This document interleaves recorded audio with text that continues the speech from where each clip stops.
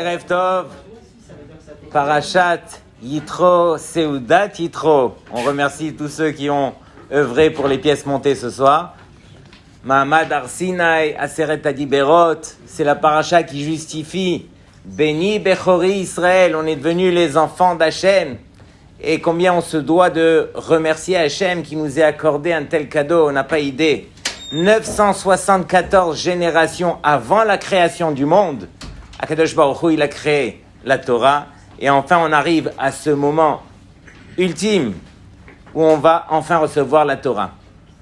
Mais permettez-moi d'être mitiaches, de pouvoir me pencher, me tourner vers ce qu'on a vécu cette semaine. Je fais référence bien sûr au tremblement de terre qui s'est passé en Syrie, en Turquie, les deux. Et on est aujourd'hui à près de 20 000 morts. On n'a pas idée. C'est invraisemblable ce qu'on est en train de vivre. Et Béhémet, on devrait essayer au moins de réfléchir. Ne pas continuer sa vie comme si de rien n'était. Arrête, il y avait un Chinois en Chine qui était dans la rue et qui commençait à parler en yiddish. Et tous les Chinois qui passaient par là, personne ne faisait attention à ce qu'il disait. Pourquoi? Ils ne comprenaient pas. Un juif est passé par là, il comprenait le yiddish, il s'arrêtait vers le Chinois qui parlait en yiddish et il a commencé à écouter. C'est normal parce qu'il comprenait. Un Américain est passé par là, il essayait de voir de quoi est-ce qu'il s'agit. Lui aussi, il est passé, il a continué sa route. Rabotaï, c'est évident que tout celui qui se tourne vers ce qui s'est passé cette semaine, alors pour lui, il va trouver les excuses. En Turquie, on va dire, alors c'est arrivé de l'Afrique, et donc c'était logique que ça arrive là-bas. Les Américains, eux, qu'est-ce qu'ils ont dit? Ils ont dit, ah, les pauvres, qu'est-ce qui s'est passé? Malheureusement, ils ont reçu sur la tête, on va essayer de les aider. Mais il n'y a personne qui a essayé de prendre la responsabilité sur lui. Il n'y a personne qui a su écouter le message d'Hachem. Et à Kadosh Baruch Hu, c'est sûr que lorsqu'il arrive quelque chose à qui que ce soit sur terre, c'est les Béné Israël en premier qui doivent en tirer la leçon. Arrête, il y a un pasouk dans le Navi. Le Navi Tsephania, il nous dit comme ça. Ichrati goim nashamu pinotam hecheravti chutzotam. Écoutez bien, je vous fais juste ce que le Mefaresh il explique. Shebaot sarot al amim acherim. Lorsqu'il y a des détresses, des problèmes, des malheurs sur les autres peuples, on parle de goim.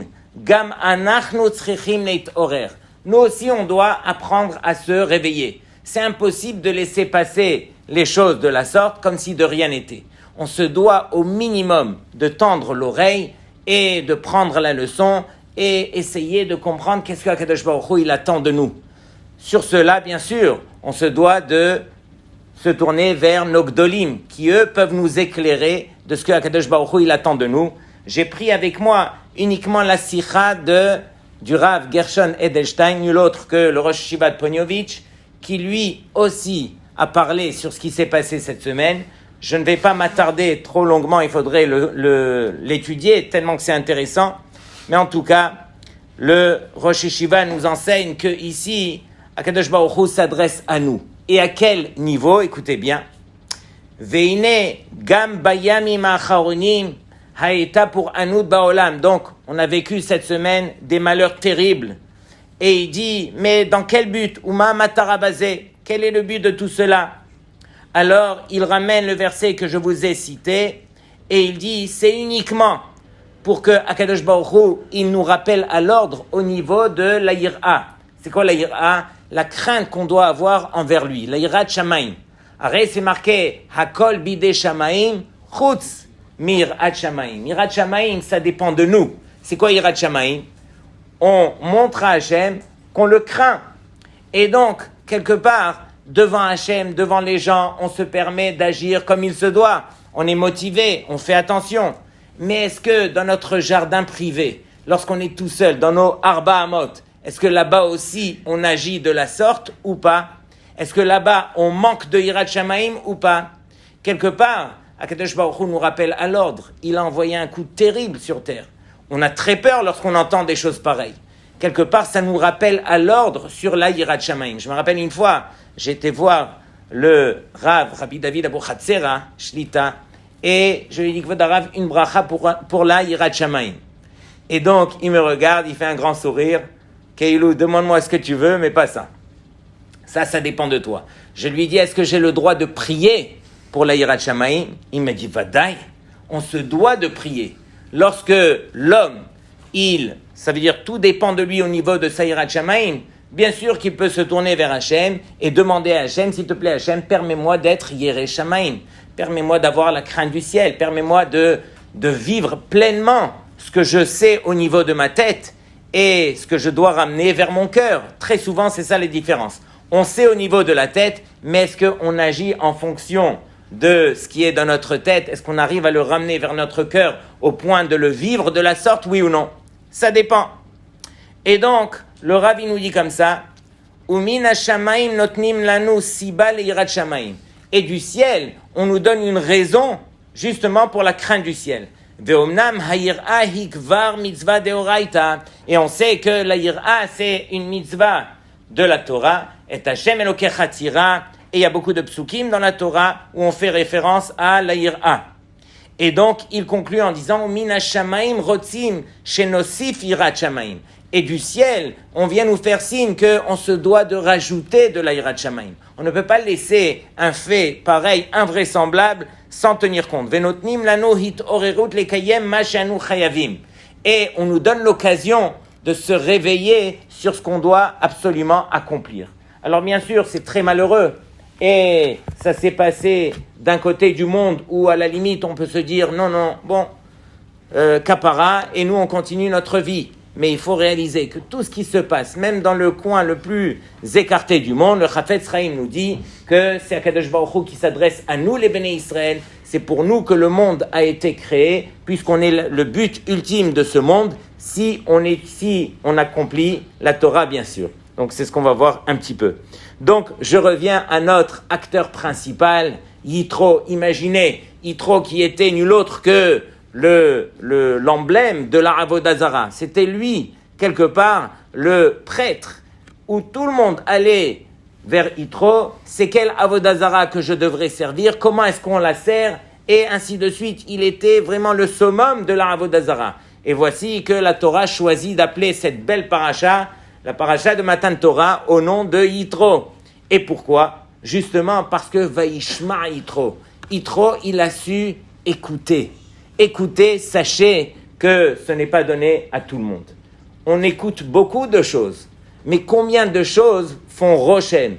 Ils s'imprègnent à l'intérieur de nous au point que la vérité, alors on arrive à vivre avec cette vérité. Il y a très peu de gens, beaucoup de gens entendent encore une fois beaucoup de choses, mais il y a très peu de gens qui vont bouger. La preuve en est, c'est que la Torah se permet de nous dire que Vaishma Yitro, il a entendu, mais tous les peuples ont entendu. Les peuples, ils ont tremblé. Qui c'est qui n'a pas tremblé lorsque il y avait Kriyat Yamsouf? Qui c'est qui n'a pas entendu tous les miracles que Akadosh Baruch Hu? Mais il n'y a que Yitro qui est venu, Rashi de dire Mashemua Shamaouba. Qu'est-ce que Yitro il a entendu pour venir? Alors, Kriyat Yamsouf ou Milchemet Amalek.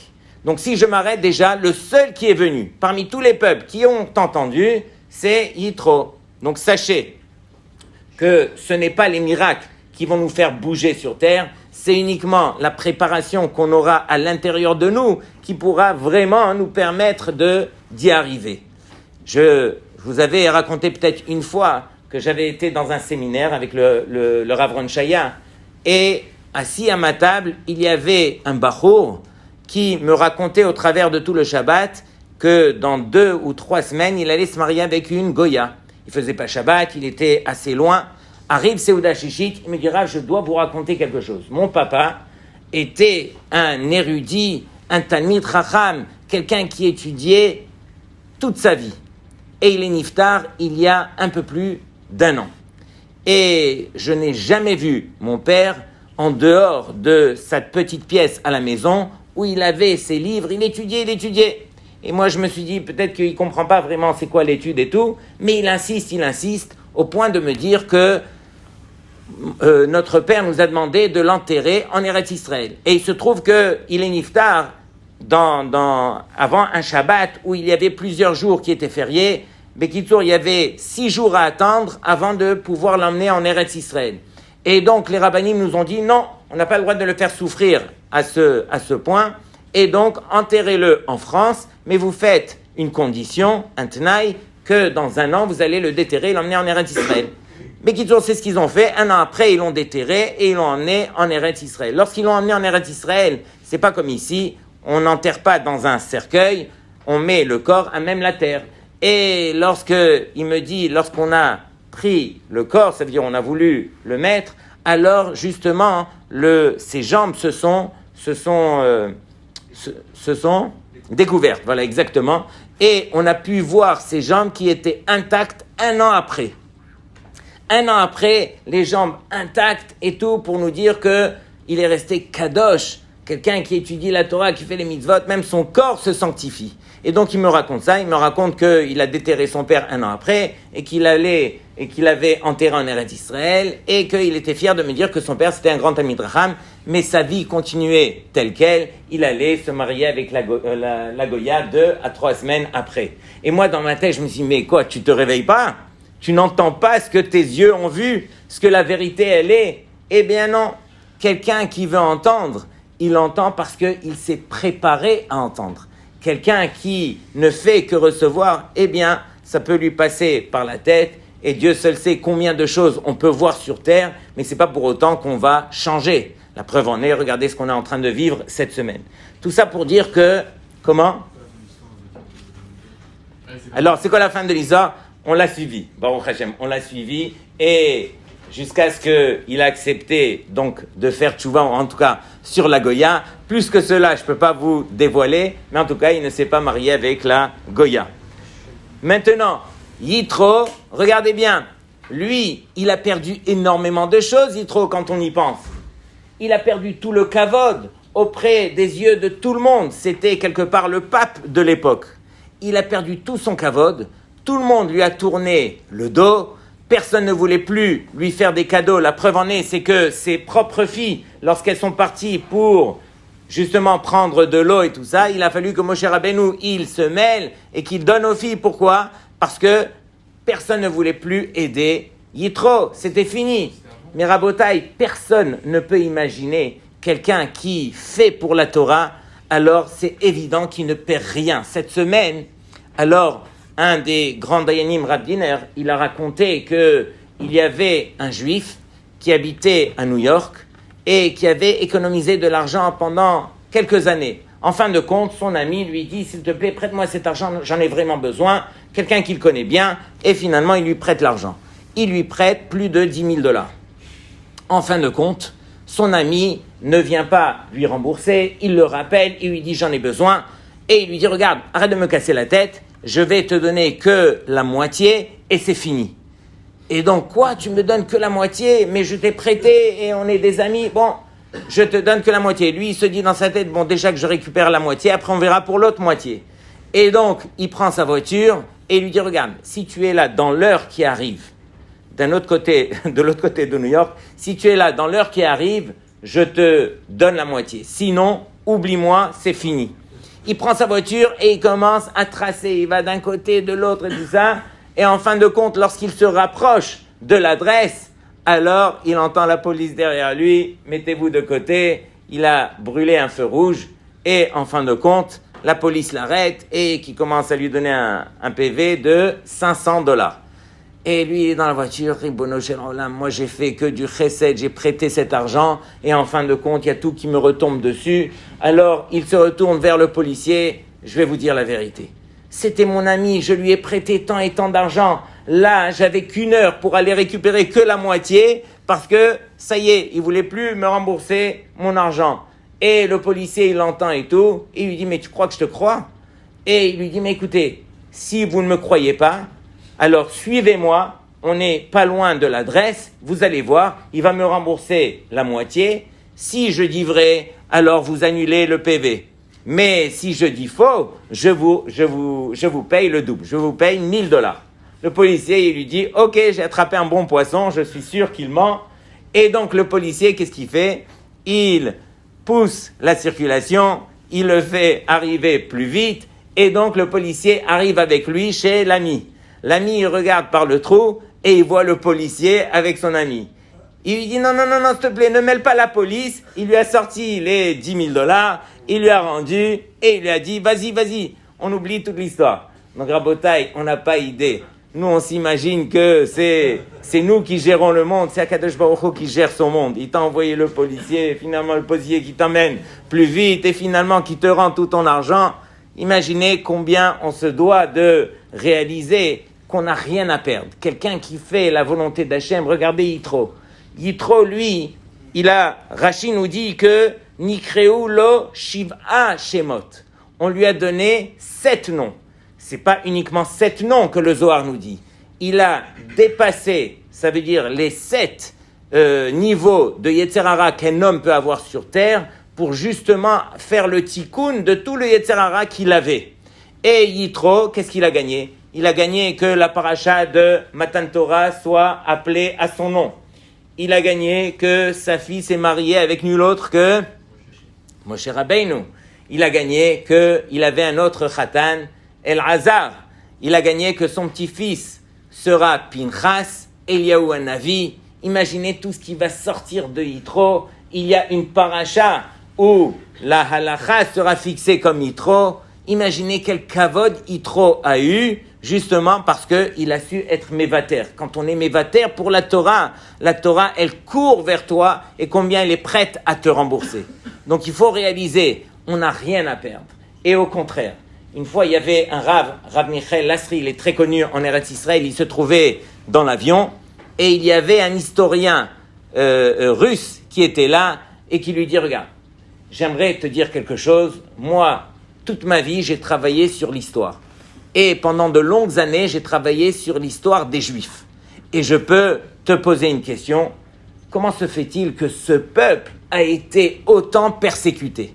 Tout ce qu'on lit dans votre histoire, c'est que ce peuple, il a été persécuté. Si vous avez un Dieu qui veille sur vous, comment se fait-il que vous avez été autant persécuté? Alors, le Rav Lasri lui répond et lui dit, mais imagine que nous, on est sur terre justement pour travailler. Et donc, lorsque on va travailler sur terre, alors il se peut que malheureusement, on va souffrir, il y aura des problèmes, mais en fin de compte, ce qui nous attend après, c'est tout ce qui va être le Olam Haba. Nous, on vit pour ce Olam Haba. Celui qui vit pour le Olam Haba, alors il est prêt à travailler, il est prêt à peiner. Parce qu'il sait qu'en fin de compte, combien est-ce qu'il va gagner. Donc, quelque part, voilà, c'est ça, Yitro. Yitro, lui, il a su écouter et combien Kadosh Baruch Hu, il est prêt à récompenser celui qui écoute. La question qu'on pose, comment se fait-il que, ici, Rashi nous dit que Yitro, il a entendu Kriyat Yamsouf et Milchemet Amalek. Pourquoi Kriyat Yamsouf ne suffisait pas? Kriyat Yamsouf, tous les peuples, ils ont tremblé lorsqu'ils ont vu que toutes les eaux du monde se sont coupées en deux. La nature qui s'est arrêtée, l'eau qui est l'union par excellence, elle a pu se fendre en deux et toutes les eaux dans le monde se sont fendues en deux. Comment se fait-il que Kriyat Yamsouf ne suffisait pas, à Yitro? Pourquoi Yitro, il a dû attendre aussi Milchemet Amalek pour venir et écouter ce qu'il y avait à écouter, se convertir? En plus, c'était Yitro le premier converti. C'est lui qui a ouvert les portes à tous ceux qui viendront par la suite. Imaginez son mérite. Dans tous les cas, Yitro, lui, il s'est dit comme ça. Il s'est dit, mais après Kriyat Yamsouf, qui c'est qui oserait ouvrir la bouche? Qui c'est qui oserait se lever contre le Klal Israël? Ils ont reçu les Makot, les Mitzrim ont reçu les Makot, et en fin de compte, Akadosh Baruch Hu, il a dévoilé un miracle des plus grands de toute la sortie qui est Kriyat Yamsouf. Après ce miracle, qui c'est qui peut se lever contre les Béné Israël? Lorsqu'il a vu qu'il y avait un peuple comme Amalek qui était prêt à se lever et se révolter contre les Béné Israël, qu'est-ce qu'il a dit, Yitro? Il a dit, c'est impossible, c'est impensable. Comment est-ce qu'un peuple comme Amalek peut venir se tourner et faire la guerre contre les Béné Israël? Bien sûr que les Béné Israël ont gagné la guerre contre Amalek. Mais Yitro, il a dit, mais je ne suis pas loin de Amalek. De même que Amalek, qui ont vu la vérité, qui ont écouté, qui ont voilà, ils ont vécu les choses, c'est pas pour autant qu'ils vont pas revenir à leurs mauvaises habitudes. Donc moi, directement, dès que j'ai vu Milchemet Amalek, j'ai dit, je me dois de faire à l'encontre de ce que Amalek a fait. Et donc Yitro a été, et qu'est-ce qu'il a fait Yitro? Le Rav Ovadia Yosef, il nous dit que Yitro, la première chose qu'il a fait, Aseh lecha Rav. Il s'est fait un Rav. Il a pris son gendre, son propre gendre, Moshe Rabbeinu, et il l'a rendu en tant que Rav. Toi, Moshe, c'est toi qui vas me diriger, c'est toi qui vas me dicter. C'est vrai que dans la vie, souvent, alors on est porté par des histoires, par des belles paroles, il y a beaucoup de choses qui nous motivent. Mais c'est pas pour autant qu'on va changer. Si on veut changer, si on veut vraiment se construire de l'intérieur, on se doit d'aller voir le Rav et que le Rav nous dise, voilà, travaille sur ça, avance sur ça, étudie ça. Comme ça, éventuellement, voilà, c'est ça ce qui me permettra d'avancer dans la vie. C'est pas uniquement, voilà, on m'a montré le feu d'artifice, je l'ai vu, je suis ébloui, et il n'y a plus rien qui va bouger dans ma vie. Au contraire, profite de cette lumière et prends la main d'Hachem et avance. Avance, c'est comme ça. Mais pour pouvoir avancer comme il se doit, alors on se doit à Selecha Rav, on se doit de se faire un Rav. C'est ce que Yitro a fait, il a été voir directement Moshe Rabbeinu. Il y a tellement de choses à voir. Alors j'aimerais aussi revenir sur Aseret Adiberot. Rabotai, combien de temps les Aseret Adiberot ont duré? Dans le Pirkei de Rabbi Eliezer, il est marqué que les Aseret Adiberot ont commencé à Hatzot et jusqu'à la fin de la 9e heure. C'est-à-dire que les Aseret Adiberot ont duré pendant 3 heures. 3 heures, vous pouvez imaginer, prenez le Shaliach Tzibour, le plus marocain ou le plus tunisien, comme vous voulez, qui va faire avec tous les Teramim, Taramelion, ce que vous voulez, combien de temps ça va lui prendre pour chanter les Aseret Adiberot? Maximum. 10 minutes, voilà. Comment on est arrivé à 3 heures? Tiroutz du Rav Steinman. Le Rav Steinman, il dit comme ça, il dit, mais non, Aseret Adiberot, il faut réaliser qu'il y a eu tellement de choses avant d'abord que Akadosh Baruch Hu ne s'adresse au Béné Israël. Kolot uvrakim, il y a eu le tonnerre, il y a eu des bruits, il y a eu énormément de choses déjà pour préparer que ce grand Mahamad. Une fois que les Béné Israël, ils ont commencé à écouter, déjà après la première d'Ibra, alors vadaï que par Hanishmatam, ils sont niftarim. Il a fallu ressusciter les Béné Israël. Ils ont écouté la deuxième, encore ils sont niftarim. Ils ont reculé de 12 000. Ils sont revenus. Et après, c'est Moshe Rabbeinu qui leur a cité le reste. Tout ça pour dire que ça a pris énormément de temps. Le Rav Chaim Kanievski, il donne un autre tiroutz. Il se base sur le Rav Saadia Gaon qui dit que au travers des Aseret Adiberot, il y a à l'intérieur les 613 mitzvot. Les Béné Israël étaient obligés à ce moment-là d'apprendre aussi les mitzvot. Comment est-ce qu'ils allaient faire, ne serait-ce que la cachérisation? Du jour au lendemain, ça y est, Bassar Bechalav, comment on va faire les kelim, comment on va attendre 6 heures, comment on va cachériser la viande, etc. Toutes ces choses-là, ils ont dû les apprendre à ce moment-là. D'où les 3 heures de temps, justement, pour que les Béné Israël, ils apprennent le béaba de ce qu'ils devaient faire, ça veut dire au moment où ils étaient en train de le vivre. Tout ça pour dire que les Béné Israël, eux, ils ont eu ce srout, que Akadosh Baruch Hu s'est adressé à eux, et on sait que Aseret Adiberot, alors elle se termine justement par la dibra de l'otahmod. Que veut dire l'otahmod? Ne pas convoiter. C'est pas marqué lotit ave, c'est marqué l'otahmod. C'est l'otahmod, ici, dans le premier, ici, dans Parashat Yitro, c'est marqué l'otahmod. Là-bas, après, dans quel parasha? Va être Hanan. Maintenant, dans Parashat Yitro, l'otahmod, regardez bien, c'est marqué l'otahmod bedrecha shoro avdo bahamoro. Et donc, ici, on n'est pas en train de s'amuser. On est en train de te dire que tout ce qui appartient à ton ami, tu n'auras pas le droit de te tourner, de te sensibiliser vers quoi que ce soit qui appartient à ton ami. Sur cela, bien sûr, on pose la question évidente. Akadosh Baruch Hu, ordonne-moi des choses qui sont à ma portée. Or, le fait de ne pas vouloir convoiter, c'est très difficile. c'est contre ma volonté, je vois la belle voiture, je vois la belle villa, je vois etc., alors très difficile pour dire à ma tête ou à mes midotes, ne convoite pas, tu n'as pas le droit de demander. Et regardez bien qu'est-ce que le Midrash nous dit, il est cité par le Bnei Issachar. Hine yadua ki kol haTorah kelula be'aseret hadiberot. On sait que toute la Torah, elle est incluse justement dans les aseret hadiberot. Et ve'aseret hadiberot kelulim kulam bedibur ha'acharon. Et tous les aseret hadiberot, ils sont inclus dans la dernière dibra, dans l'otahmod. Et ve'ainu leidratzot bigzerotav yitbarach asher mana mimenu hatov ha'u hanitan lachavero. Akadosh Baruch Hu, il nous a décrété de ne pas désirer qu'est-ce qui appartient à notre frère, mais d'accepter cela. Yarshov ki hu yitbarach levado hayodea hanaot ve'atov ha'raoui lekol echad. C'est uniquement Hachem qui connaît et qui sait exactement quels sont les plaisirs qui doivent appartenir à mon prochain. Donc quelque part, lorsque je vois que mon prochain il a telle et telle chose, pour moi, je dois réaliser que si c'était à moi, alors ça aurait été un poison. Pour lui, c'est quelque chose de bien, mais pour moi, c'est exactement le contraire. Donc on n'a même pas à lever les yeux, on n'a même pas à vouloir regarder ce qu'il y a chez l'autre.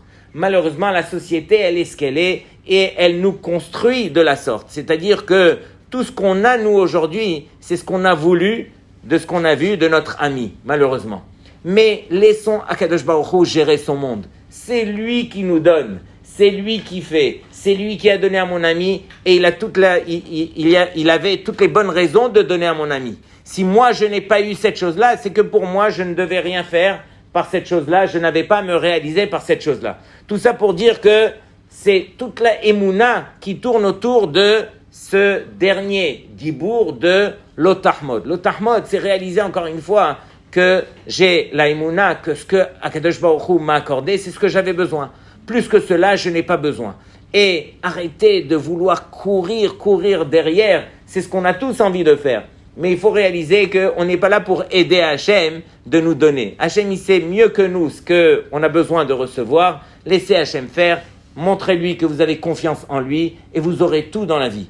Et pendant le temps, parce que le malheur dans tout cela, c'est que lorsqu'on ne vit pas la chose, alors on est constamment en train d'espérer, d'attendre, de vouloir, et on prie, et on continue et tout ça. Mais reste là où tu es, vis au présent. Déjà, apprécie ce que tu as. Voilà, remercie Hachem pour tout ce que tu as, au lieu de vivre pour demain, et après-demain, et encore après-demain. Arrive 80 ans, et là, tu as touché le gros lot, mais tu peux plus rien faire avec. Tu as 80 ans, réveille-toi. Donc, Rabotaï, c'est ça le but. Le but, c'est de réaliser que ce que Hachem m'a donné aujourd'hui, c'est ce que j'avais besoin. Plus que cela, je n'avais pas besoin. Et qu'on arrête, encore une fois, de regarder l'autre. Si on veut regarder l'autre, c'est uniquement pour voir le bien chez l'autre. Pas autrement. C'est uniquement de la sorte qu'on va rester heureux.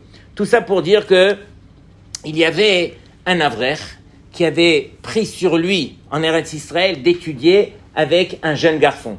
Ce jeune garçon avait de grandes difficultés à l'école, et donc cet Avrer, il s'est dit, au moins que je fasse un petit chesed.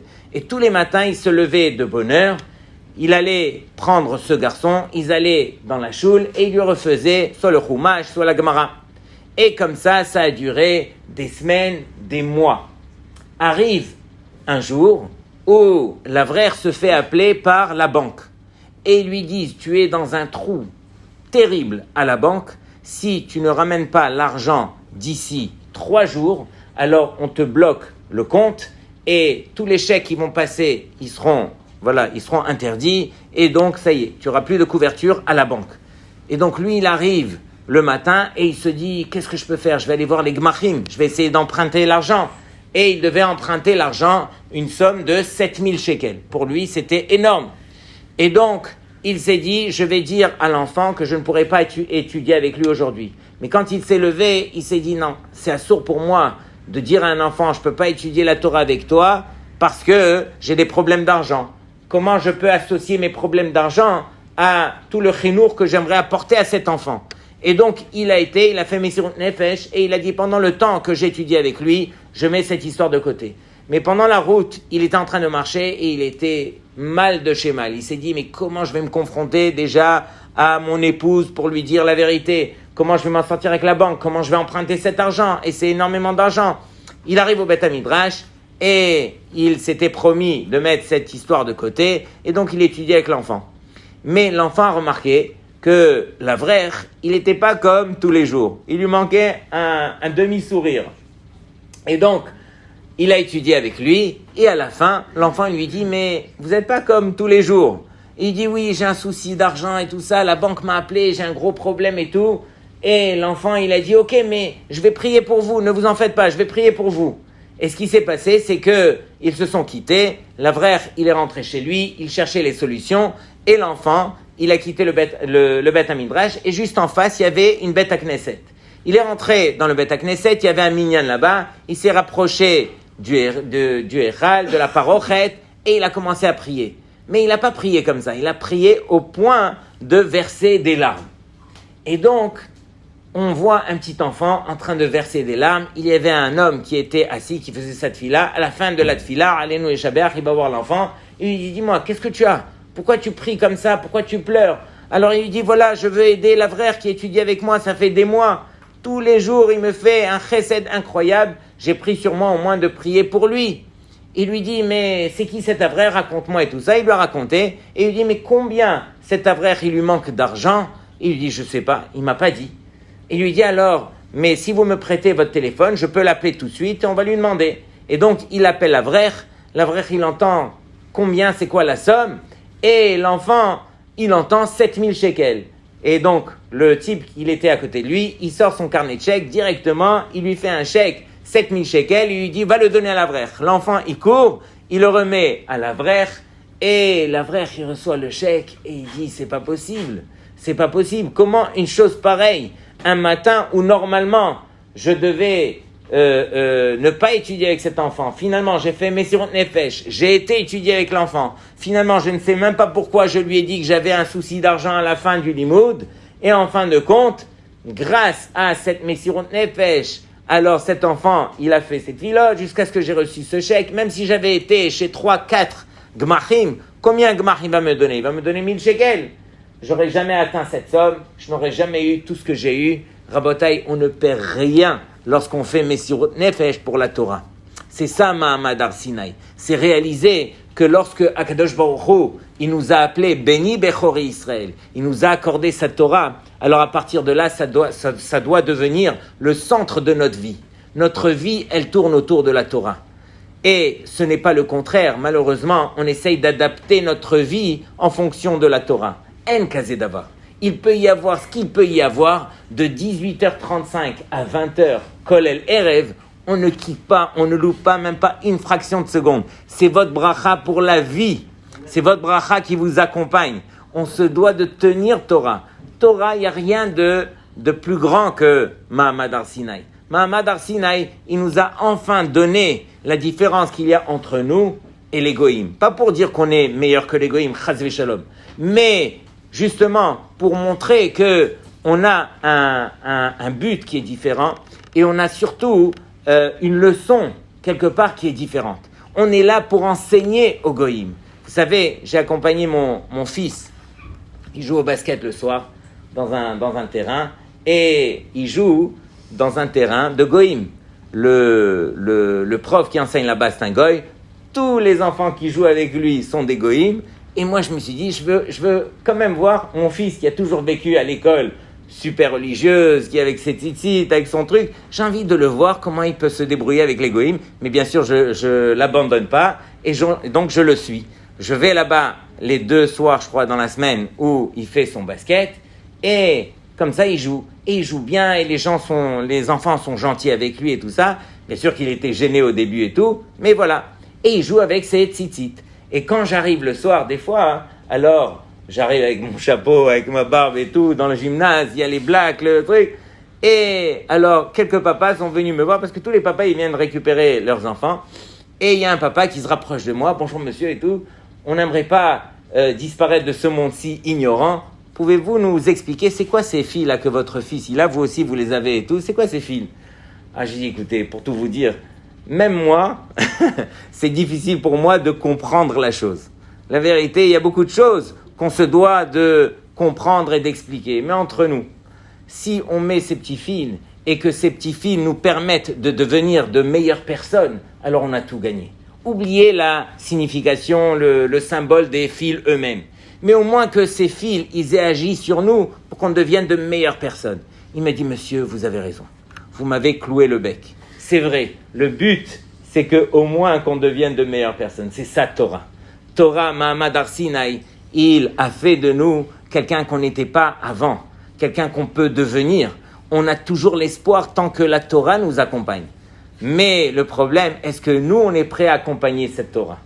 Accompagner Torah, c'est sans concession. C'est bimsirut nefesh, c'est avec le sourire, c'est avec la joie de réaliser que Kadosh Baruch Hu nous a accordé son plus beau cadeau. Shabbat Shalom Lekulchem.